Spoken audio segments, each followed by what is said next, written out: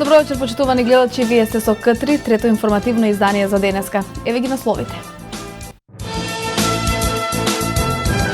Звуците на традицијата и народните танци ќе бидат добредојден гостин на градскиот плоштад во општина Крива Паланка. Од ноќеска на полноќ нафтените деривати се точат по нови намалени цени кои што доаѓаат како резултат на падот на нафтата на светските пазари. Во Германија изгоре зграда наменета за сместување на бегалци. Македонија на поправен кај црвената фурија. За преостанатите информации бидете со нас и по рекламите. Дневникот е во 20 часот.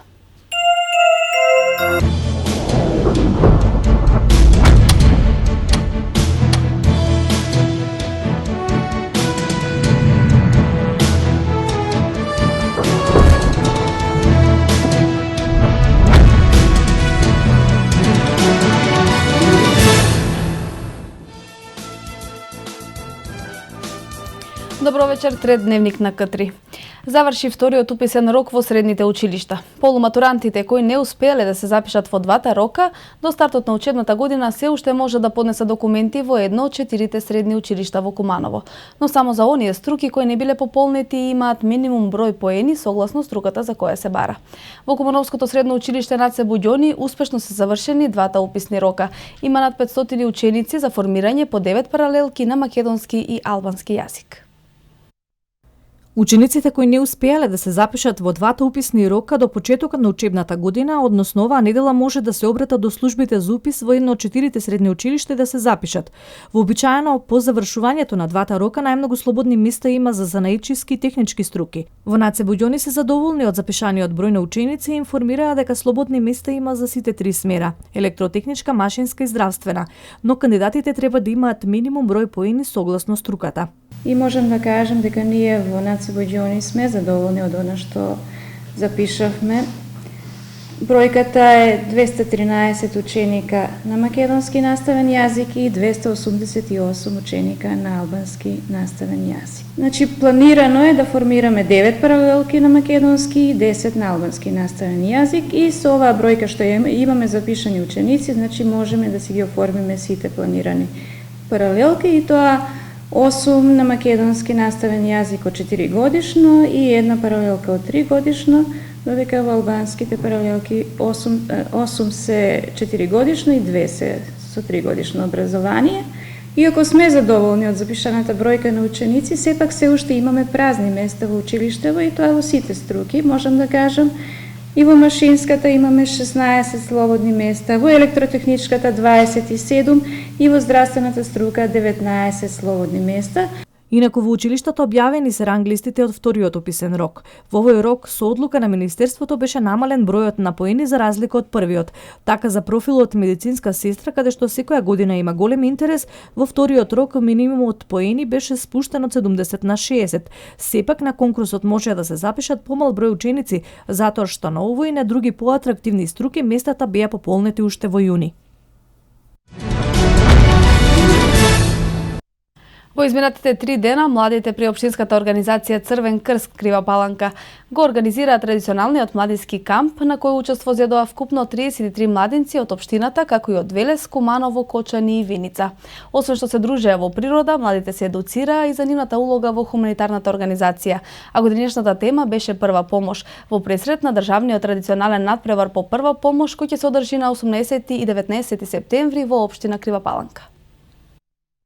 Во организација на Клубот на млади при Кривопаланичкиот Црвен крст изминатите 3 дена беше организиран младински камп во село Станци насловен како фабрика за насмевки. Традиционално и годинава, освен дружењето со младите од општинските организации на Црвен крст од Велес, Куманово, Виница и Кочани, учесниците се едуцираа за основните постулати на оваа добротворна организација, како и за придонесот на младите во неа, а посебен акцент беше посветен на годинишната тема едукацијата за прва помош. Во пресрет на државниот надпревар по прва помош кој ќе се одржи во Крива Паланка на 18 и 19 септември.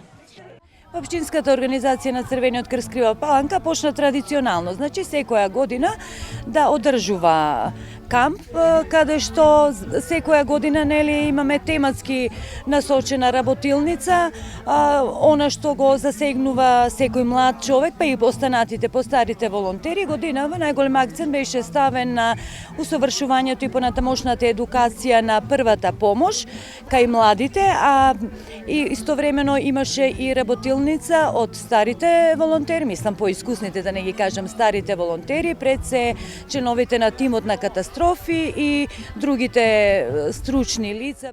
Младите и овој пат се покажаа како добри организатори и промотори на волонтерството во насока на подигање на хуманоста во општеството. Тие едногласно велат дека од преубавата природа ќе заминат со позитивни впечатоци, многу нови познанства и преубави искуства плюс. Поводот на кампот беше вмрежување меѓу општинските организации, бидејќи повикавме од други општински организации, од Велес, од Куманово, од Виница и од Кочани. Главната тема на кампот е прва помош. Кампот ни беше на локација село Станци. Првиот ден имавме едно предавање од главниот на Црвениот крст Владимир Вукелич. Се запознавме со тоа како функционираат младите во Црвениот крст, што е нивната работа, какви програми изработуваат во Црвениот крст. Целта беше да се запознаеме малку повеќе со првата помош. Си поминавме преубаво, значи прекрасно искуство, нови пријатели, дружба од другите општински и стварно сум задоволна и срекна што бев дел од овој камп. Ми беше чест да присуствувам на ваков камп. Се стекнавме со нови знаења, подобро се запознавме со првата помош, стекнавме нови пријателства. Природата е преубава, исто така ги посетивме и водопадите и се беше преубаво. Младински кампови од ваков тип изминатите години бија реализирани во село Трново, Дурачка река, како и на други места во околината на Крива Паланка. На денешната пресконференција, Општинската организација на Гром Куманово го изнесе ставот околу работењето на локалната самоуправа, при што ја поздрави акцијата за крпење на градските улици, но изнесе и забелешки околу бројни недостатоци во целокупното одржување на градот. Главна критика кон локалните власти упатија на несоодветното осветлување на фреквентните крстосници во Куманово, пред се на градскиот кеј. Локалната самоуправа е должна да постави осветлување на градскиот кеј на излезот од булеварот Трета македонска ударна бригада, над маркетот Туш и на уште многу други фреквентни локации во градот каде што има само една или ниту една сијалица. Граѓаните издвојуваат средства за оваа услуга, а не ја добиваат. Беше главната забелешка на Општинската организација на партијата Гром, што ја упати до локалната власт на денешната пресконференција. Она што во меѓувреме можеме да го констатираме е дека до нашата локална власт ништо не допира. Ниту критики, ниту пофалби и предлози, а најмалку замолници. Како и да е, ние ќе продолжиме со пофалбите, предлозите и замолниците. Во таа смисла, еве ќе почнеме со една пофалба за тоа што се поправаат, тоест се пополнуваат ударните дупки во неколку улици низ Куманово, со што до некаде ќе го направи побезбедно движењето на граѓаните низ тие сообраќајници. Но ќе додадеме дека ќе мора да се води сметка за квалитетот, за да не ви се случи како минатата година истите дупки да ги крпите по 2 пати за иста година. Веднаш да преминеме на замолници. Првата замолница се однесува на шеталиштето на градскиот кеј, каде што светат само неколку сијалици. Па ајде, што чекате, осветлете го тој простор, па срамота е, граѓаните плаќаат за тоа да се шетаат по осветлени патеки. Кога сме кај осветлувањето, ајде да ве замолиме да ставите барем една сијалица на улицата Ѓорче Петров, на угорнината од маркетот Туш, кон населбата Баново Трло, а исто така и на потекот од раскрсниците на улиците Трета македонска ударна бригада и Бранко Богдански Гусман, кон локалитетот Стара Бања, каде што е, ние кумановци велиме, ќортамнина. Повторно ќе кажеме дека е срамота, но и греота за тие наши сограѓани кои ги користат овие, но и многу други улици за да стигнат до своите домови.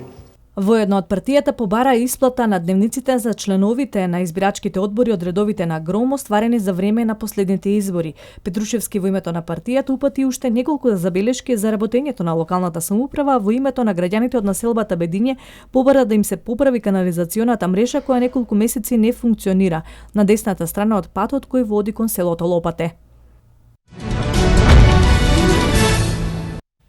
Мајка и син од Куманово исчезна. Станува збор за 31-годишната ЕА и за низиниот 7-годишен син. Случајот во полиција во текот на завчерашниот ден го пријавила свекрвата на исчезнатата ЕА, 60-годишната ДА. Во СВР Куманово таа пријавила дека на 19.8.2015 година од домот во непознат правец се оддалечиле незината сна и незиниот 7-годишен внук и оттогаш не се вратиле.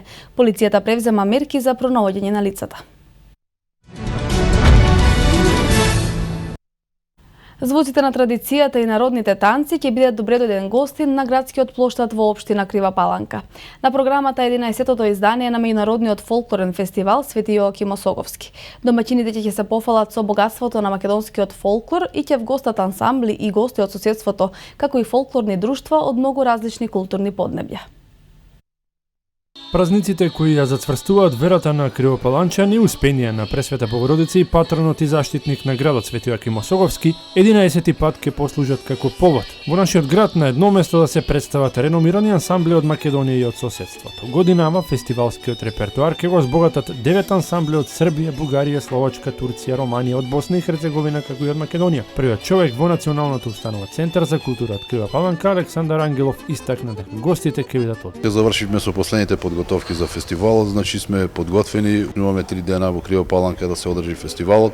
Оваа година ќе имаме учесници како и претходните години, значи од Романија, 2 групи од Турција, ќе има од Словачка, ќе има исто така група од Србија, ќе има групи од Бугарија. Секако дека ги покануваме сите и граѓани на Крива Паланка и сите од околните од регионот да дојдат во Крива Паланка, бидејќи има прекрасни групи кои што верувам дека ќе има многу интересни игри, ќе имат можност да погледнат тука на овој фестивал. Фолклорните представи традиционално се одржуваат на градскиот плоштад, а во пресред на фестивалските вечери учесниците дефилираат низ Крива Паланка, со што на граѓаните им овозможуваат да уживаат во колоритните носи, звуците на традиционалната музика и во оригиналните народни танци. Ова го прави фестивалот интересно доживување како за гостите, така и за домакините. Како и претходните години, оваа година дефилеата ќе појдат од 3 различни локации. Значи првиот ден дефилето ќе биде од Житни магазин, ќе појдат, вториот ден ќе биде од Сичка мала, третиот ден ќе биде од Населба Лачал. Фолклорното дефиле ќе го развесели градот на првиот фестивалски ден, повикувајќи ги сограѓаните и гостите да уживаат во интересната програма од говорните, подготви интересен, оригинален и енергичен спектакл.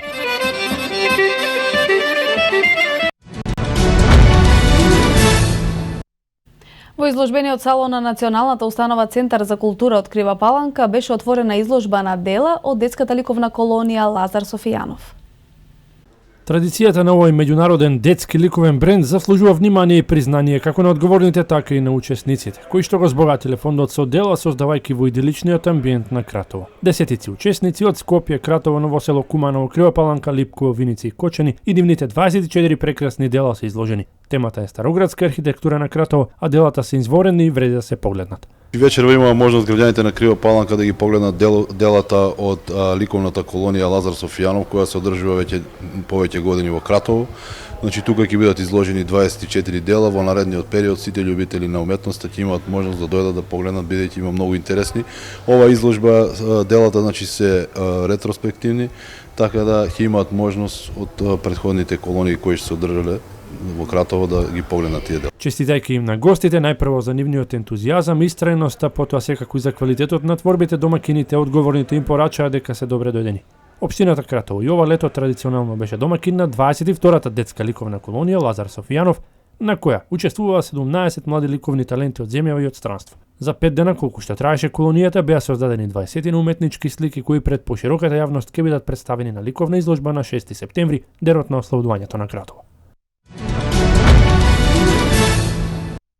Од ноќеска на полноќ нафтените деривати се точат по нови намалени цени кои што доаѓаат како резултат на падот на нафтата на светските пазари. Новите цени ќе се задржат во следните 2 седмици. Од ноќиска на полноќ нафтените деривати се точат по нови намалени цени. Регулаторното тело денеска одлучи бензините да ги намали за 3 денари за литар, а дизелот и екстра лесното масло за домаќинство за 2 денари.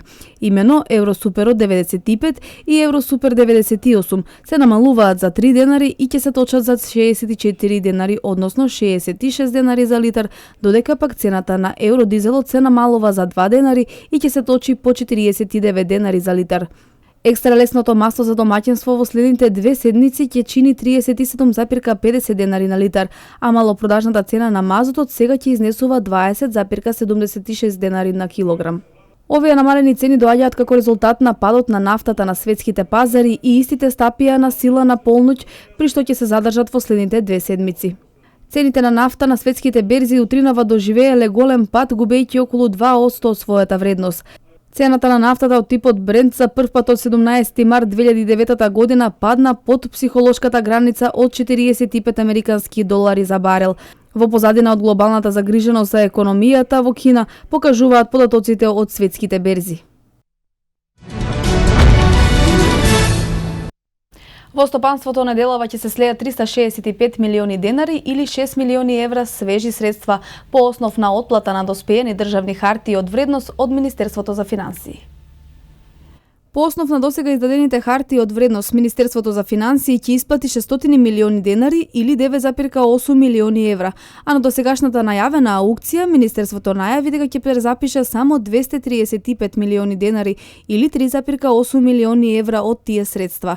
Остатокот од средствата или 6 милиони евра кои нема да се презапишат, остануваат за пласирање од страна на банките во стопанството во вид на кредити и на тој начин подобрување на ликвидноста на стопанството. Од Министерството за финансии објаснуваат дека во последно време издаваат подолгорочни хартии од вредност, односно 5, 10 или 15 годишни обврзници, примерно на барање на пензиските друштва кои вложуваат во државни хартии од вредност како најсигурни инструменти пазарот на капитал, односно за поголема сигурност на пензиските влогови. Председателот на Република Македонија Ѓорѓе Иванов оствари работна средба со шефовите на дипломатско-конзуларните представништва на Македонија во странство во рамки на амбасадорскиот совет што се одржува во Министерството за надворешни работи. На средбата беа разменети мислења за работата и активноста на македонската дипломатија, приоритетите поврзани со интеграција на земјата во Европската унија и НАТО, добрососедските односи, регионалната соработка, ангажманот на мултилатерален план, економијата и јавната дипломатија. Наша заедничка задача е да продолжиме со несмалено темпо да работиме на евроатлантската агенда на Република Македонија, рече Иванов. Во фокусот на средбата со шефовите на дипломатско-конзуларните представништва на Македонија во странство беа приоритетите на македонската дипломатија до самитот на НАТО во Варшава во 2016 година, при што председателот Иванов додаде насоки и идеи како да се помести статус кво состојбата во поглед на интеграција на Република Македонија. Очигледната стагнација во однос на едно важно прашање може и треба да се увиди и констатира од наша страна, но не сме и никако да не натера да ја прифатиме како наша постојана реалност и особено не како наша иднина, рече Иванов на средбата. Македонија се соочува со закани што бара развој на сосема поинаков систем за информирање на сите надлежни субјекти, вклучени во сферата на безбедноста. Специјалната војна на исламската држава и водењето пропаганда во остварување на нивните интереси бара соодветен одговор, содржан во еден таков систем за информирање, додаде македонскиот председател. Иванов се осврна и на актуелната мигрантска криза, особено на безбедносните, економските и хуманитарните аспекти и нагласи дека на сето тоа мора да се пристапи со сериозна анализа, со цел да се превземат соодветни чекори.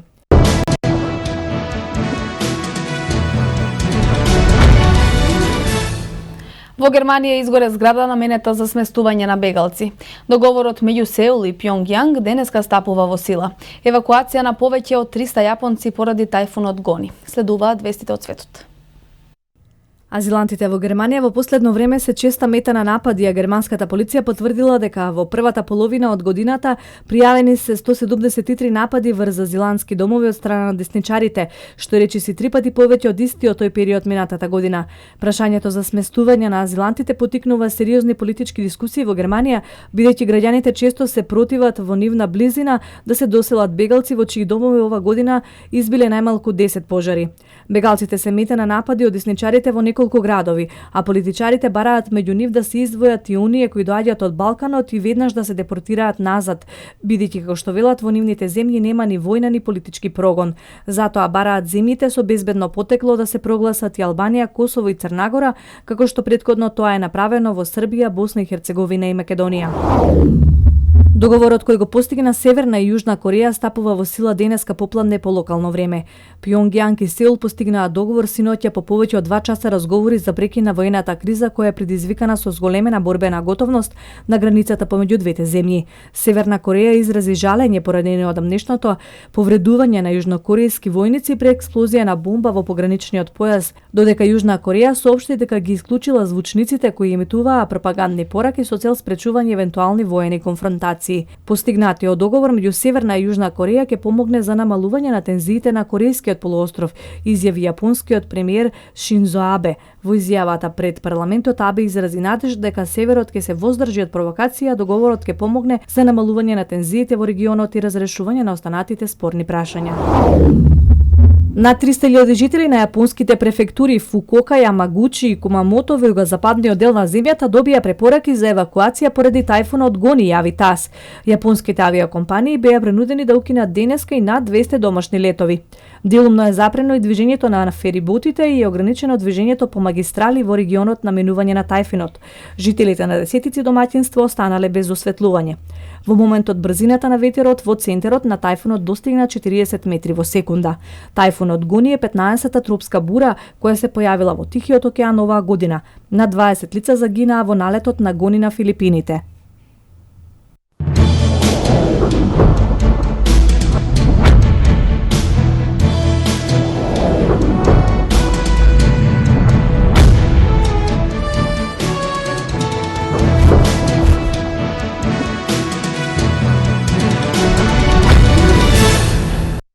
Избраниците на селекторот Маријан Србиновски ќе имаат можност да одиграат подобро за разлика од првиот надпревар во Мадрид, во кој со 94-63 беа подобри домаќините.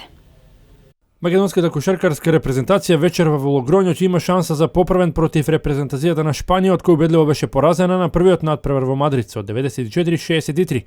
Ова ќе биде 8-ма контролна средба за избраниците на селекторот Маријан Србиновски, кој по првите 4 победи на домашен терен во подготвителниот период за настап на Европското првенство во септември годинава нанижа 3 порази надвор од нашата земја. Црвено-жолтите 2 пати беа поразени на турнирот во Каунас, прво од домашната репрезентација Литванија, а потоа од селекцијата на Турција. Најтешкиот пораз го претрпеа пред 4 дена од европските шампиони во шпанската престолнина. Избраниците на Србиновски по надпреварот со шпанците ќе отпатуваат за Рига, каде ќе играат 2 контролни меча со Летонија, која што е еден од 4 организатори на првенството. Тие 2 надпревара ќе треба да му помогнат на селекторот да го скрои конечниот список на 12 репрезентативци кои што ќе настапат на првенството. Македонија на Евробаскетот ќе игра во група во Загреб, заедно со селекциите на Грција, Хрватска, Словенија, Грузија и Холандија. Првиот меч го играат на отворањето на шампионатот 5 септември против Грција, потоа следи дуелот со Холандија, Хрватска, Грузија и Словенија.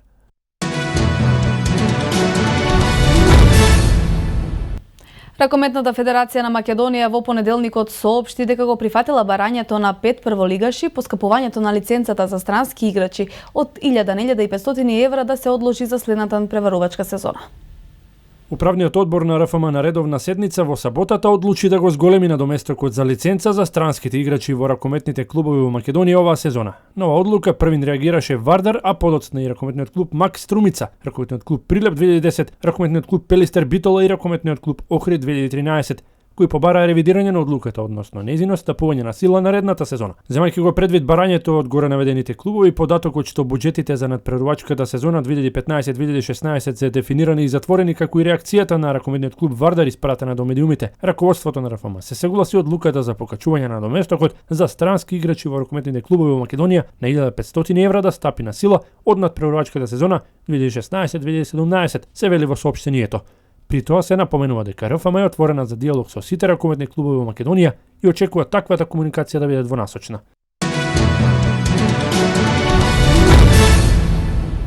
Во фудбалскиот клуб Евроспорт од Куманово изминатите денови се случи смена на тренерската клупа. Досегашниот прв тренер Борче Стојчевски кариерата ќе ја продолжи во Германија, додека за нов кормилар е поставен познатиот спортски работник Никола Котевски, од кого се очекува да продолжи со успесите. Нов тренер на екипата е познатиот спортски работник од Куманово Никола Котески, кој има искуство во работата со младите категории. Се очекува неговото искуство позитивно да влие врз сегашната генерација, а воедно да бидат остварени посекуваните резултати.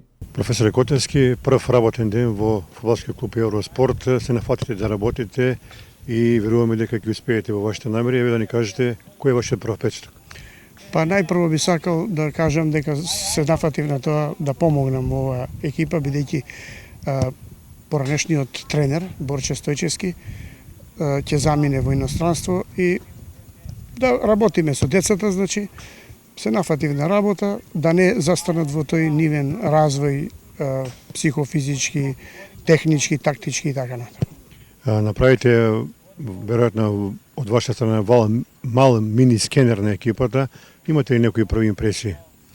Па видите како што е вообичаено, наискрено речено, во Македонија децата значи најмногу им недостасува добар воспитен процес, добра техника и редовност, значи во исполнување на обврските. Ќе се обидеме прво да доаѓаат најредовно на тренинг, второ да се извршителни, исполнителни, да даваат се од себе, да даваат некој свој максимум и да веруваат дека само низ индивидуална техника и тимска игра можат понатаму да напредуваат. Веројатно че се нафатили на оваа работа, сте и оптимист дека ќе успеете во вашите амбиции. Па да се надеваме, бидејќи младите категории, јас сум сега конкретно со генерацијата од 2000-2001, а исто ги контролирам и другите, генерации. Мислам дека децата ќе успеат затоа што многу го сакаат спортот, фудбалот го сакаат многу. Ние сме тука само да ги насочиме, да ги храбриме, да ги бодриме, да ги потикнеме, да ги исправиме некакви грешки евентуални и да подобрат техниката, соработката меѓу себе и да биде се во најдобар ред. Председателот и идејниот творец на екипата Александра Манески му посака успех на досегашниот тренер Борче Стојчевски.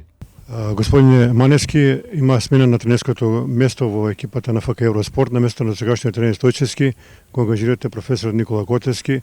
Еве да ни кажете вашите први впечатоци. Добро, тој е поранешен мој тренер, значи добро го познавам, исто е како прво е многу добар педагог и психолог и мислам дека децата многу ќе научат од него на педагошки план и воедно во фудбалската игра. Па добро, тренерот Борче од оправдани причини ќе замине да работи и да живее во странство. И воедно му се заблагодарувам за соработката, за доприносот на клубот од негова страна спрема нас. Голема благодарност, му посакувам се најдобро.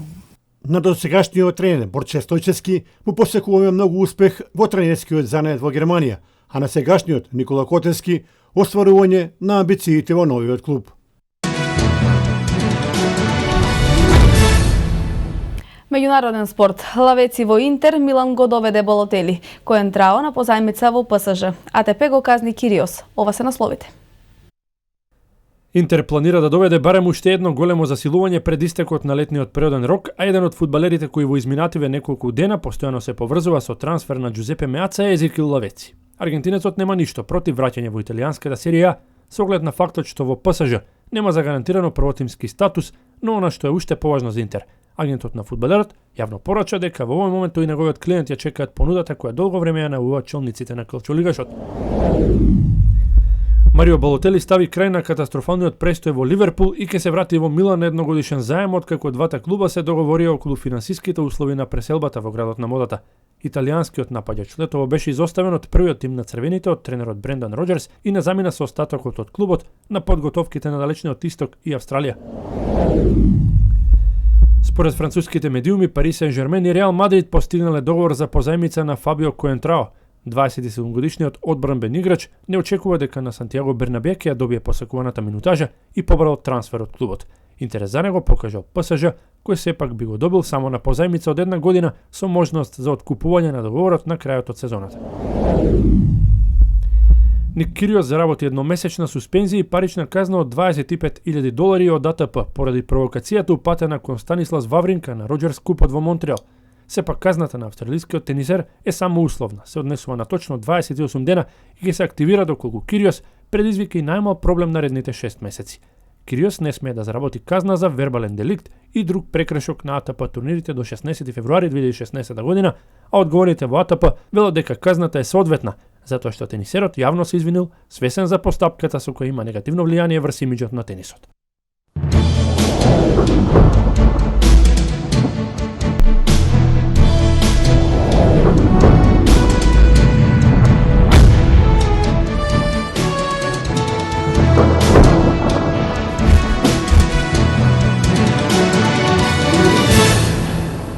Времето во Македонија беше сончево со мала до умерена локална облачност. Какво време не очекува наредните денови да проследиме од Метео.